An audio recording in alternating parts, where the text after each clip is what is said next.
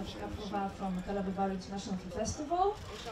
We have Gordon Sprague from Wolf, partner of Wolf Consultants and Marketing PR. And we have Claudia Landberger. She's a creative producer, script consultant, and she's our amazing moderator of the Pitch Point. And of course, Wendy Mitchell, who's going to moderate those panels. She's a writer. She works for the British Council as a film programmer, and she's also working at the Screen International as a contributing editor. Thank you so much. All those names and jokes. Right. Yes, so I think we can start. Wendy. Thank you, Anna, and thanks to Elad and Anna and Noah and their whole team for hosting ThinkFest #2, and thank you for being here. I just wanted to ask for a show of hands first. Who in the room is a producer or director? Okay, so a few, and the rest, I'm recognizing some familiar faces who work at festivals, because I think the idea when I started talking to Elad was very keen to have a panel that looked at more for filmmakers. We have all these amazing experts in town for ThinkFest and for the festival, and to offer some of their expert advice about different, I mean, it's great that we've got people from different aspects of the film world. So I'm going to jump in and just say, ask, we're talking about a film festival life or a film festival strategy. The big question is, how and when do filmmakers need to start thinking about their festival strategy? Do they do that when they've finished shooting the film? No. But maybe you can each tell me what you think about when a filmmaker should start thinking about festivals. Should I start? Sure. Okay, so speaking from the, let's say, point of view of the festival, we are helping the films mostly in the stage of the works in progress. So as the film is finishing, this is the time for us when we are glad to speak with the filmmakers who at least know when he is heading to, what is his strategy, and maybe this is also a time for us to speak with them, maybe give them a little advice, and just to find out what they are heading to. So from the festival point of view, this is our great time. Maybe the other experts will have a different opinion, but for the festival, yeah, this is when we are starting to hound the project, the works in progress, finishing film, finishing the production of the film. I think it would be very smart of a producer or a filmmaker to be thinking about where the film will end up actually right before pre-production, because actually a lot of the tools that you need to sell the film afterwards actually come into play in pre-production and getting funding and stuff like that. And it's actually a gradual and continual process of revising the film all the way through pre-production into production and into the launch of the film.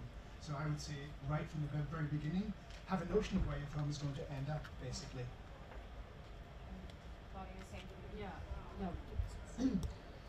Pre-production is maybe, in my view, very early, but a lot of filmmakers have always the idea in their head, I'm going to Cannes, or I'm going to Venice, and I'm going to Berlin. And you wonder if they actually know what kind of films are shown in those programs, because you say, well, good luck, see you in Cannes, but they have no idea what actually is in the program. So I would say, besides that it's in the pre-production, it's also understanding what certain festivals are. And if you calculate, okay, I need so much time to shoot my film and then post-production, so I will be ready in the fall of, then you can actually calculate back to where you really have to start working on a festival strategy. So.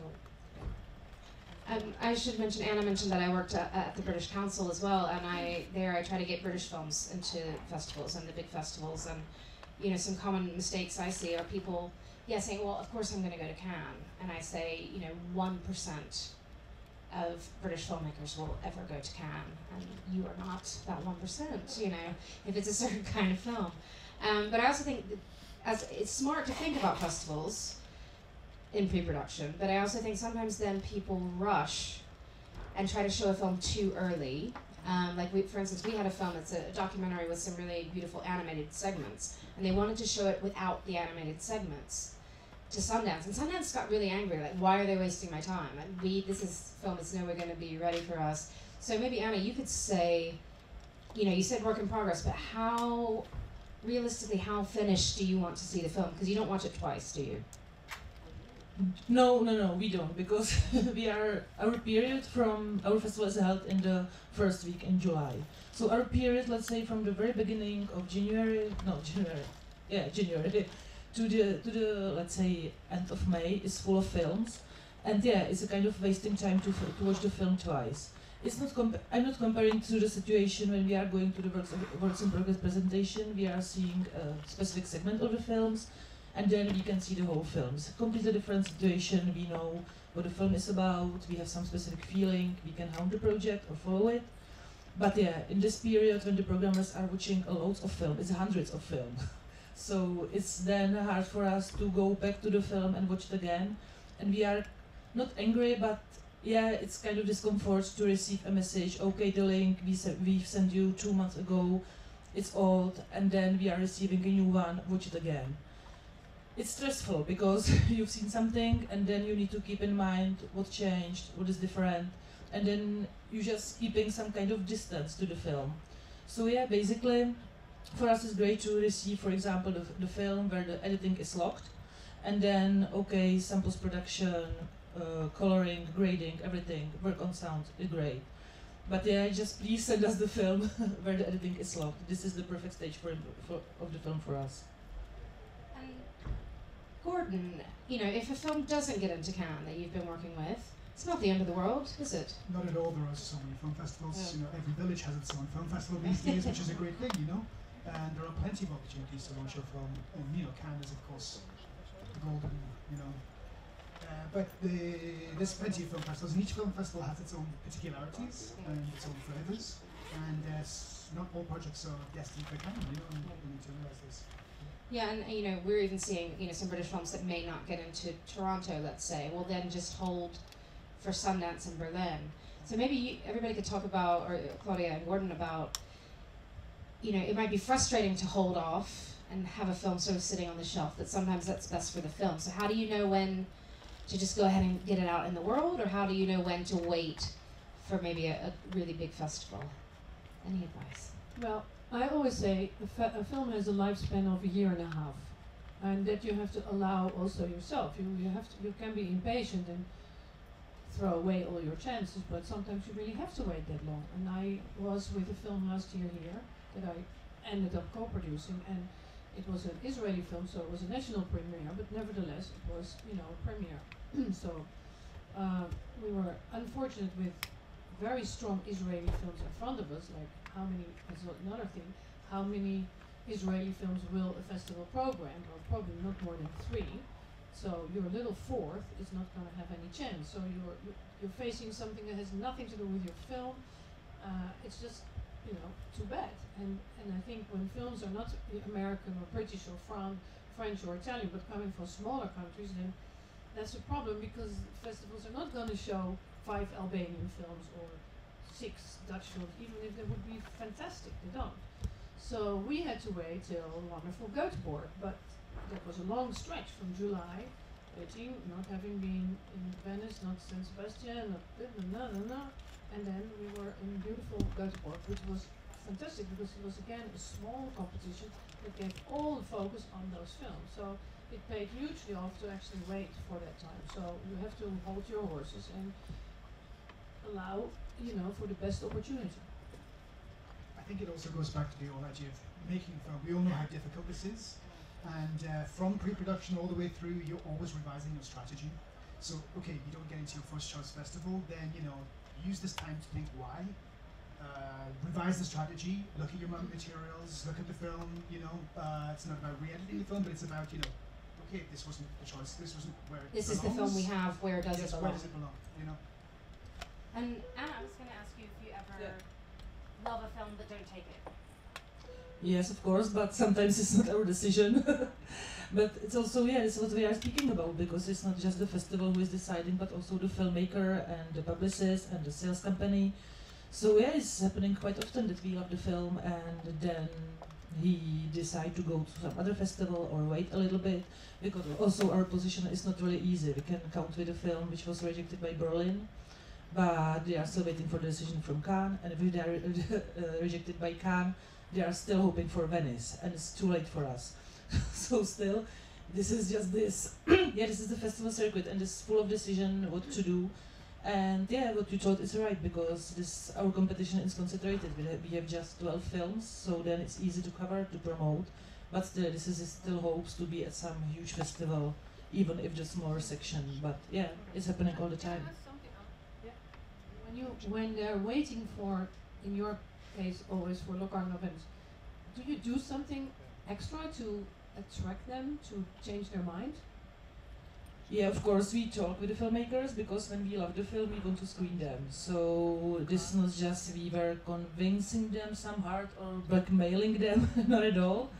But this is still these aspects which we are trying to, yes, strengthen from our point of view. There are just 12 films.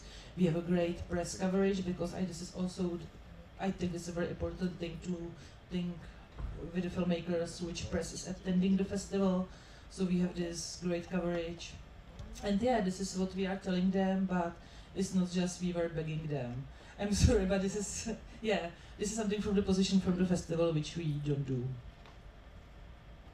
Do you ever maybe offer a better slot, or say we'll give you a Friday night, that sort of bargaining chip? It's not exactly a bribe, but... It's not a bribe, but yeah, there is still the institution of opening film of each competition, so yeah. Thank you. And it's going to sound like a very basic question, but a lot of filmmakers, you know, somebody comes to me and say like, oh, don't worry, we've got a budget to enter film festivals, to apply, and that budget is maybe 500 quid. And I say, that's not going to go very far. That's maybe 6 festival entry fees, or 7 maybe. Do you ever give starving filmmakers waivers? Do you hate it when people ask? Or what's the deal with application fees? Yeah, it's a hard deal, and this is one thing I wanted to mention from the beginning of the panel, and maybe I will talk about it more later. But there is always an option to cooperate with your national centers, because once you are applied to films through the center, the festivals are meeting them. It's free of fee. Then the promotion is done by the center, and you can submit your film. And yeah, we are considering each fee waiver request individually, and for example, some territories which we know they have trouble with financing, then sometimes we are just submit it and we are waiving the fee. So yeah, we are doing it. Gordon and Claudia, for your films that you're working with, do you ever ask for waiver fee or fee waivers, or is that always? Always. Yeah. Unless your client has lots of money, then of course not. Yeah. Then we favor it actually that the festival benefits, but I haven't met those clients yet. I mean, of course, budgets are tight. There's always negotiation. Passion is also a currency, but you know, we can't live on nothing. Yeah. You know. So And some festivals need those fees for their operating costs. You know, they're not necessarily getting rich off of those. They use that to pay their staff. So I think that's important to remember too. But I think, like you said, especially if you have a funder who has a relationship, it's not just Joe Smith emailing into the festival saying, give me a fee waiver. It can help to sort of strength in numbers. And what about getting to the festival? Anna, do you invite every filmmaker with a flight or something? That's probably not possible. Well, we are kind of two-phase festival, because there are festivals, they are having just the premieres, like the biggest one, Cannes, Berlin, Venice, and then there are the festivals which are not insisting on the premiere, so then there's the premiere also, the politics is also different. But for us, the films which we are premiering, we are often, or well, all the time, for every filmmaker, we are offering the flight and accommodation, 2 rooms, 2 flight tickets, for example. And we are able to just deal with a special request like, okay, we are coming by car, so we will give more rooms, because we love to have filmmakers on spot. This is what the festival is making the festival actually, so we are happy to invite filmmakers and having them there. And for the non-premiere sections, it depends. We are always happy to offer the accommodation and the badge, but yeah, the flight tickets are quite expensive, so then it's from the case to case. But basically, we are happy to have the most filmmakers we can. Because yeah, what are the films without filmmakers? And we love the interaction between audience and the filmmakers, the Q&As and everything. So it's a living organism we want to run. I think it's important actually for filmmakers. When you make a film, you create a family, and it can sometimes be hard to realize that you don't need the entire family there. So when you're thinking about budgets and tight budgets, you know, a delegation of 20, 30 plus is perhaps not the best way to spend your launch budget, you know? So it's also a thing to think about. Yeah, or if you're doing that, have them all at your local in-country Exactly, premiere. yeah. Or, yeah, I do think it can get quite pricey, and you know, a festival like South by Southwest doesn't pay for anybody's flight or accommodation, in my experience, and especially feature filmmakers. Short filmmakers might be used to that, but feature filmmakers say, I can't believe my film's going to South by and they won't pay for my flight or my hotel, and we just have to say, yeah, it's true. So you might, yes, please. It's very interesting because we're spoiled with the European festivals having a budget to host actually the filmmakers, and I was confronted with American festivals that actually don't really care about their filmmakers.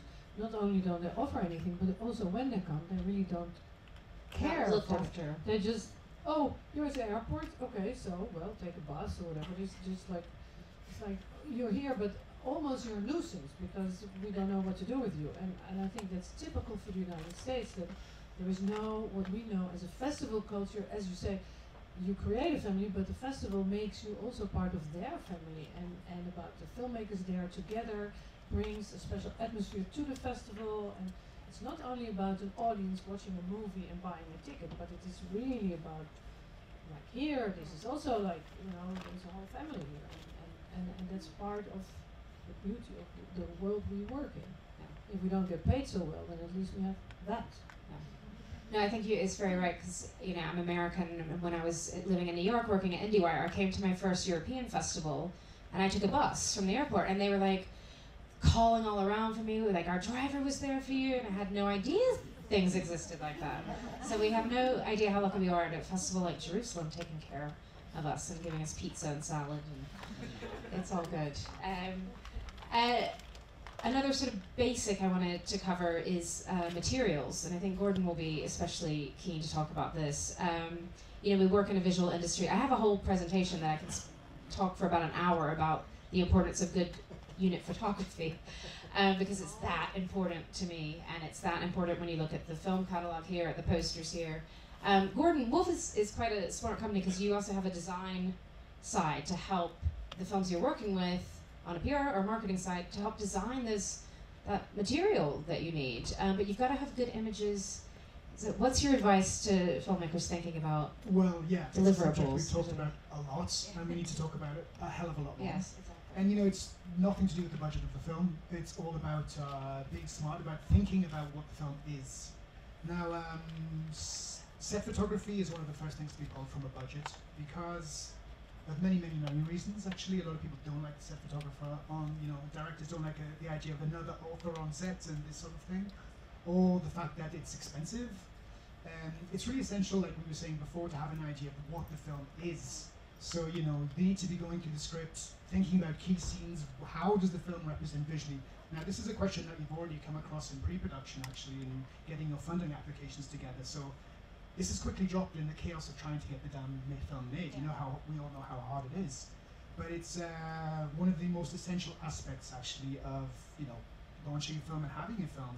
We know the poverty of photography and of marketing materials for almost everyone in the industry, and it's what studios do so well. Is why a lot of people look up to the studios so much, is because they have people on board thinking about this thing from the very moment one to right to the end. You know, so it's an important thing for us all to be doing exactly the same thing, to be thinking about how the film is going to look. It's the first wave of anyone wanting to see the film. They're going to come across either a synopsis or an image, and this is the first way of getting someone into, you know, your film.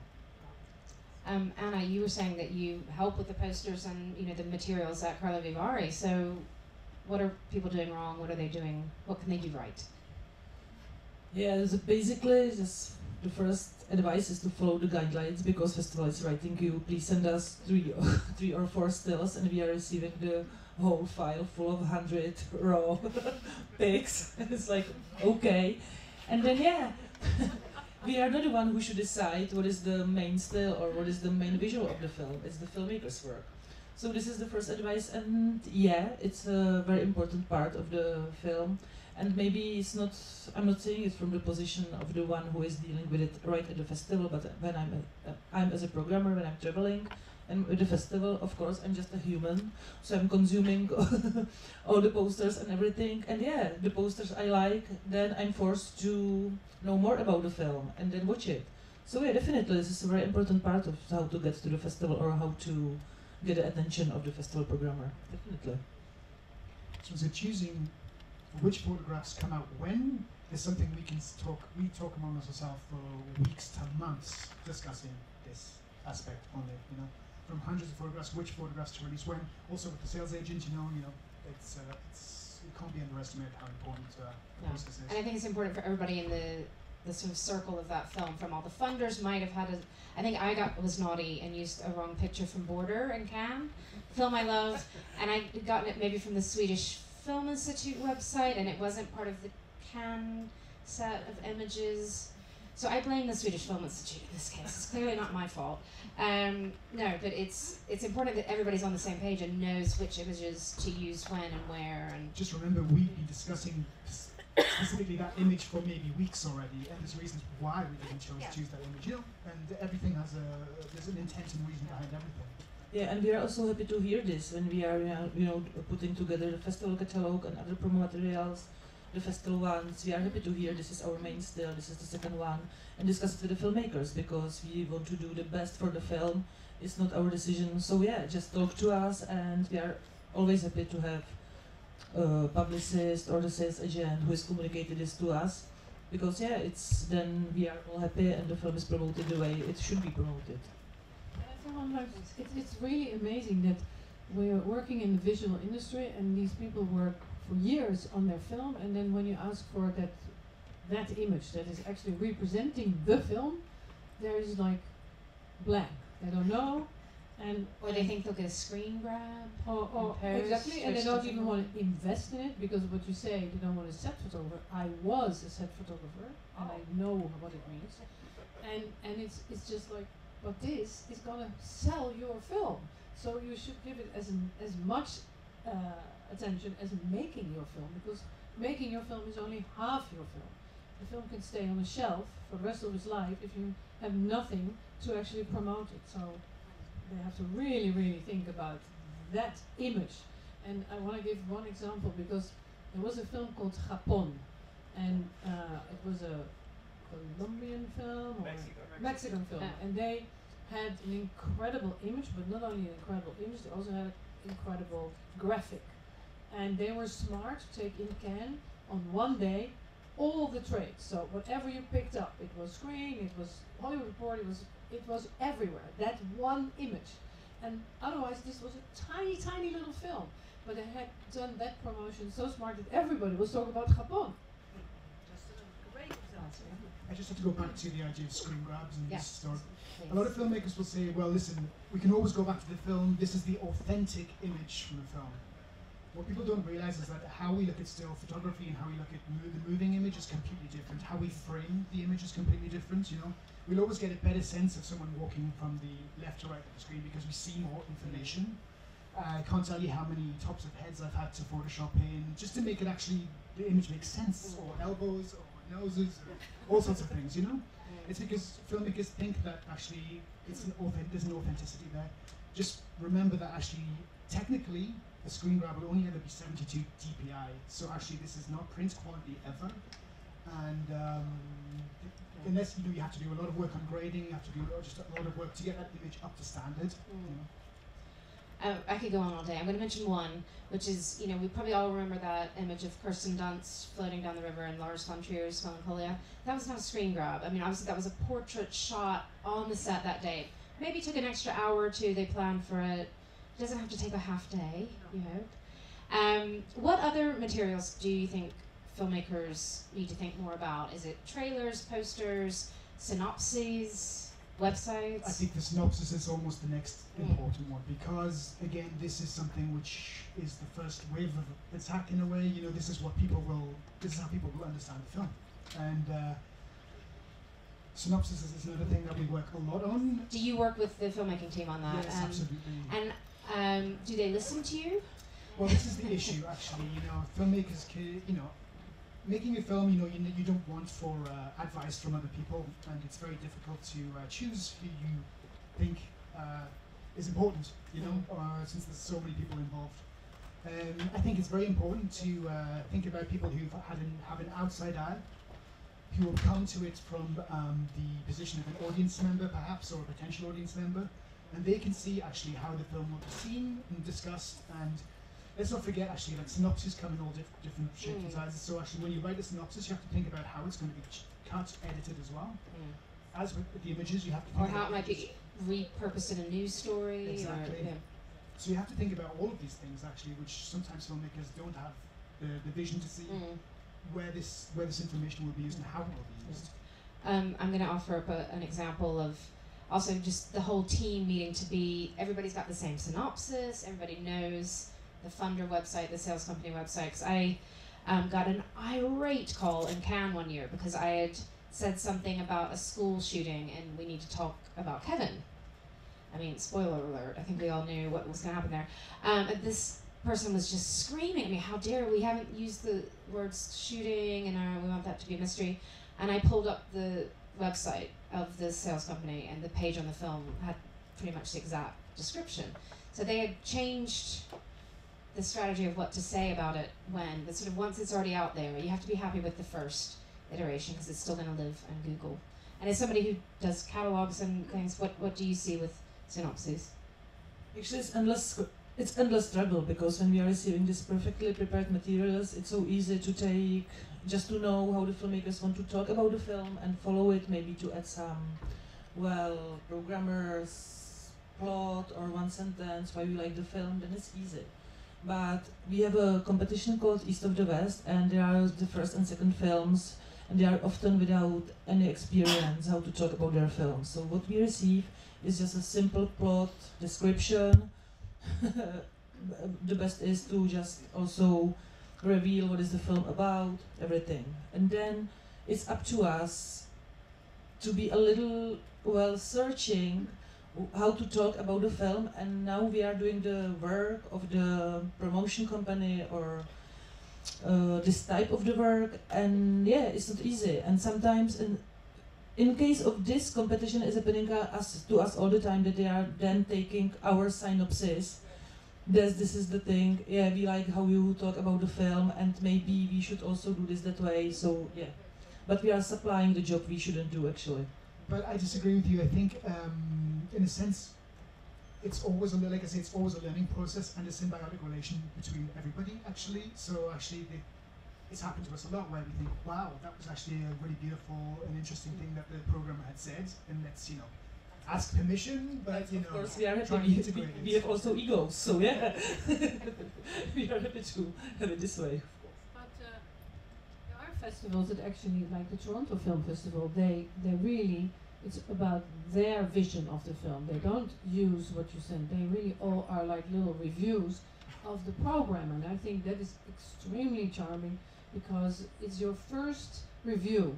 When you haven't been reviewed, the festival actually gives something. I mean, it's with artists a lot. Like if a painter paints a painting, there is an art critic and tells the audience what painting is about, and it very often is for an artist also. Really, is that all in my painting? But it's true. Yeah. There is another layer that you yourself cannot see, but the person that's completely neutral has a whole other perspective of it. So I think that can be very, very nice. But in Gothenburg, they also some festivals do. I it's think a lot of Toronto's work. it is a lot of work, and I think Toronto does it beautifully. I do also wonder sometimes though if a filmmaker sees that and say that's not what my film is about, but hopefully they're getting it if it's in the catalog. I was going to see if we have any questions yet from the audience. ThinkFest Day 1, we've got one in the back. Sorry, I have two questions. The first question is actually about subtitles. Question about subtitles? Can you speak a bit louder? Sorry. I can repeat the question after she's... Thank you for having good hearing. But just about subtitles, since a lot of the, you send a festival a film in one language, what do you do about the subtitling? Do you do your own subtitling? Do you trust the subtitling? Okay, well, I'll start first about subtitling. Obviously, you're submitting to global festivals. Some of the programmers speak other languages natively. Do you subtitle for the submission? I guess. And does a filmmaker do that themselves, or I think there's apps that do that for you now. I don't know if they're any good. But do you? Yeah, You don't expect Czech subtitles in the submission. No, not at all, not at all. We're just expecting the English subtitles because sometimes we are speaking different languages, but we still need these English subtitles, except of the situation that the film is spoken in English, of course.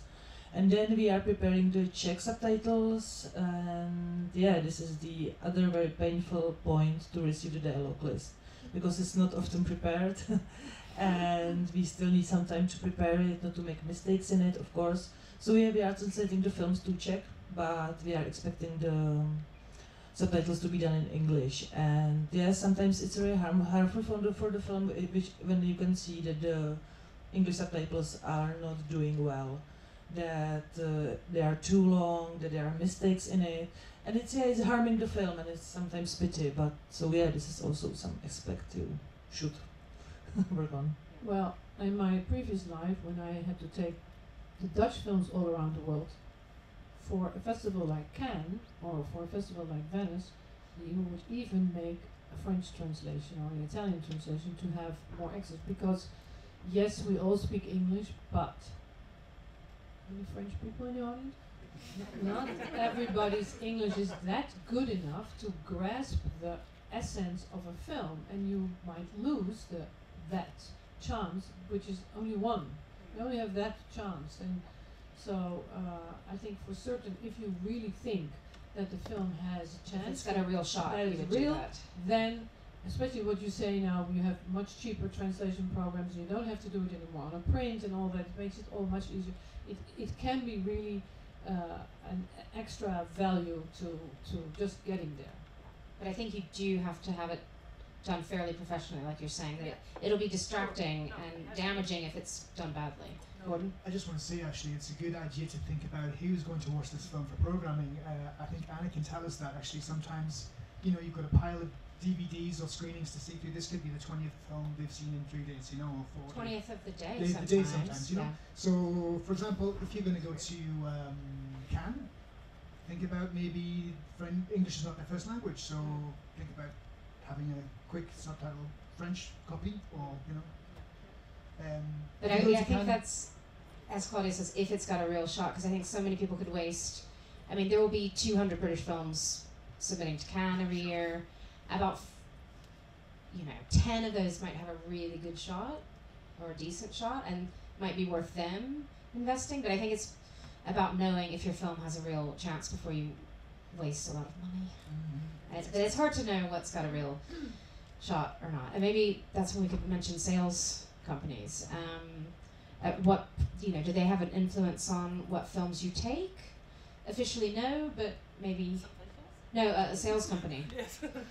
Do they pressure in, or if you want one of their films, do they say, "Oh, also take this one"? Does that help?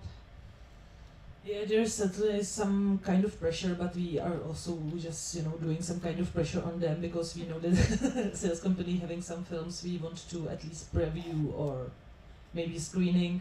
So I think this is a slight friendly pressure from the both sides.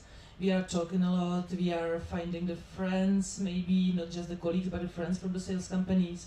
And the ideal case is to be in touch, continuous touch during the year, and be honest to each other. We are okay with the answer when we are asking to preview this film, and we are receiving back, sorry, we are waiting for Cannes, or it's with some other festival, we are okay with this. So basically it's the best thing we can do with the sales, not to just be part of some strange game. The film is not still finished, we need to talk with the filmmakers, this strange situation where it's nowhere. But yeah, we are trying to talk to each other as much as possible. With sales, with the national institutes in Europe, just talk about films, follow them, and yeah, the best situation is the one which is clear, because this is the one we are able to work with.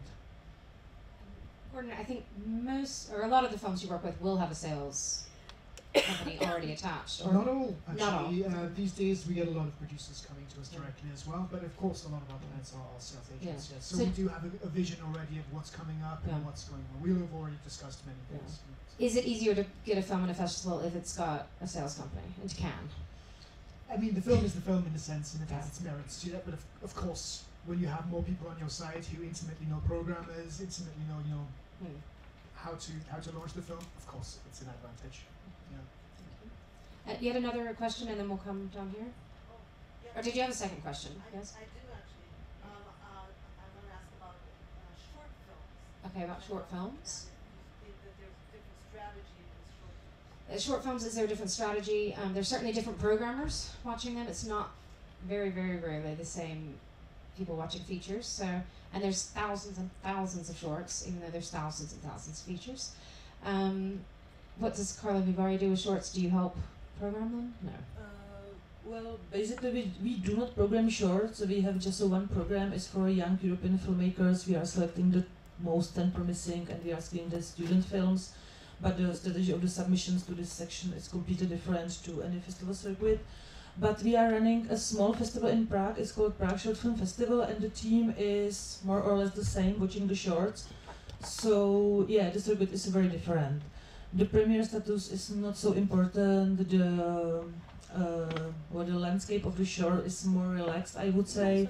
There is less people in this industry, so it's easier to catch the salespeople, to talk with the festivals. And yeah, when I'm going to the short film festivals, it's definitely more relaxed and it's not so tense.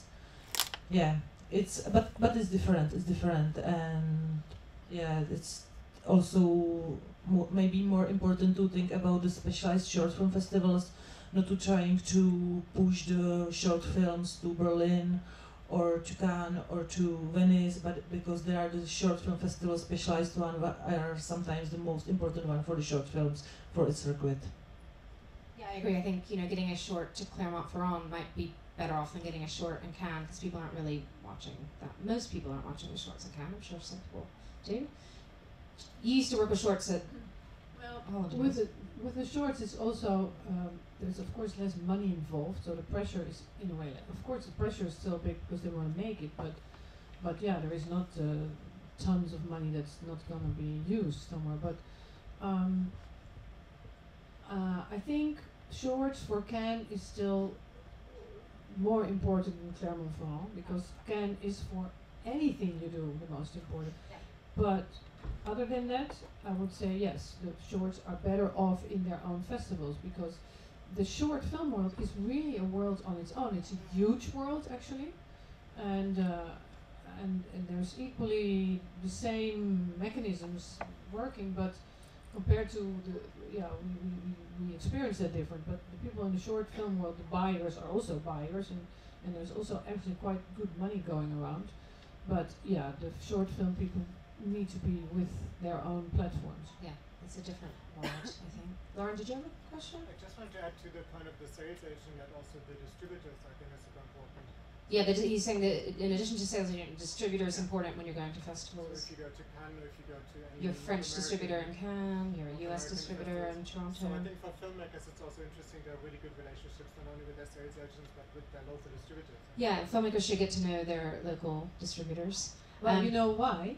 Because most people in the industry that make decisions are, I wouldn't say insecure because they're insecure, but they all want to have feedback of the others. And we know, first of all, that the local distributors that are buying international films will speak with their local press. If their local press doesn't like the film, they know they will have a very hard time releasing. Then they have to understand what the buyers of other countries do, because it will make them more secure in the decision. So yeah, it's an incredibly important overlooked element in the whole chain of where your film is going. Once you are at that festival, that it can help your film tremendously if you have already that good connection to your local distributor, because they in a way are the ambassador of your film at the festival. Yeah, 'cause I remember Lady Macbeth, a great British debut film a couple years ago, had been in Toronto platform, got huge buzz, had then gone on to San Sebastian, and they already had a Spanish distributor.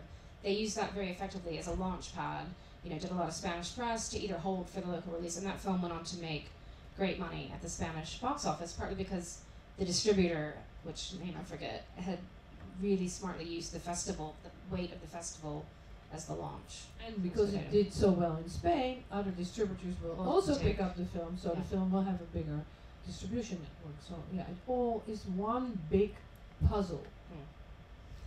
Puzzle's a good word for it. Any other questions? Yes, please. In terms of format of shooting, you have film stock that you shoot and digital. So the question is, when the jury or the selection in the festival is looking to movies, the movies shoot on film have priority to look because they put a lot of effort?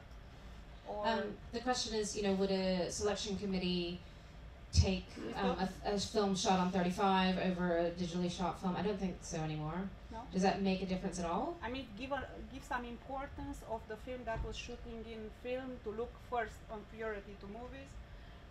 I done the movie of Radu Jude that was winner in the Carlo Vivari. So, yeah. So yeah. Actually, we are not really following this aspect. Okay. Of course, we are all kind of cinephiles, so it's always we are happy to watch the film, which was shoot to the film material, of course, but it doesn't matter in the decision whether the film is selected or not. Not really. Not a matter of decision, a matter of priority to see the movies. No. No. The priority is completely different, and it doesn't matter. Well, what matters is when the film is submitted, but not what is the shooting format. Okay. No. I think it has to do also with the amount of films that nowadays reach festivals. So there was a time that there was a preference for films for a festival. I programmed for many years Berlinale, and we would see all together a film on DCP or 35. But nowadays, because of the huge amount of film, the festival cannot afford to say, oh, let's watch all together. No, you only want to have a link. And if the film is any good, then you will show it to other programmers, but it's not anymore going to happen that you all sit together and watch movies. We're definitely going to bring this up on a programmers panel in a minute. Actually, we are still doing it. We have several days in the cinema, sitting all together and talking about it. But yeah, it's not the case of the all films, of course. It's just some, selected group. We're running out of time, so I'm going to end by asking one final question, which I hope will be positive logistical advice. When your film's selected, you go to the festival, what do you do when you're there? And I'm going to, while you're thinking, I'm going to say my advice is to find the programmer who championed your film and talk to them. Have a coffee, have a beer. They want to meet you. They love your film. And I think sometimes people say, oh, they're so busy. They've been busy for months beforehand, but during the festival, they want to hang out with the filmmakers a bit. So that's my advice, is find your champion, your programmer. Yeah, I can't agree more. This is the way the Wendy said. We love your films, we love the filmmakers' film. We want to meet the filmmakers because we have also a lot of questions, not only audience, but also us. So hang out with us. Maybe sometimes we are busy, but we are definitely doing our best to find the time for the filmmaker and talk. And there's also a place to give some advice if the filmmakers is, for example, first-time filmmakers and feel a little bit lost. We still know with whom to contact, where is the industry department. What bar to go to. What bar to go to, who should you like because he likes your film. So just talk to us. I think not just the festival programmer, which is very important, but also all the official events. A lot of people are very tired, they're exhausted, they don't have days of press.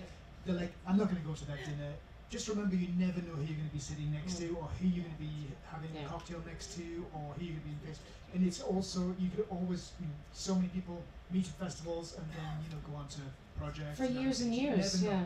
So For decades, I've met people at festival dinners that I still talk to. Good idea. If you're invited to dinner, it's also a free meal, so you have to go. And one last major advice, have a business card. Okay. I think because when you are going to meet all those people, you have to have a business card. Okay. And it's one thing, exactly what you say, you're tired, and also some people are intimidated. And I always said you have to meet every day one new person, not the barman, but somebody, a professional. If it's just one, you can go and do whatever. But that one person you have to meet. And I think the easiest icebreaker is you, in a festival party, just go up and say, do you have a film here, or what are you doing at the festival? And if that person happens to be an asshole, you can go on to the next one. So there's our networking 101. I think most of you know this already. I know we have some experts in the room. So thank you. I think we'll wrap the first panel now. Come back in about 10 minutes? Maybe a 10-minute break, is that okay? 10-minute break for water or coffee, and then we'll come back here and talk about festivals in the modern, complex world that we're in. Thank you, panel. Thank you.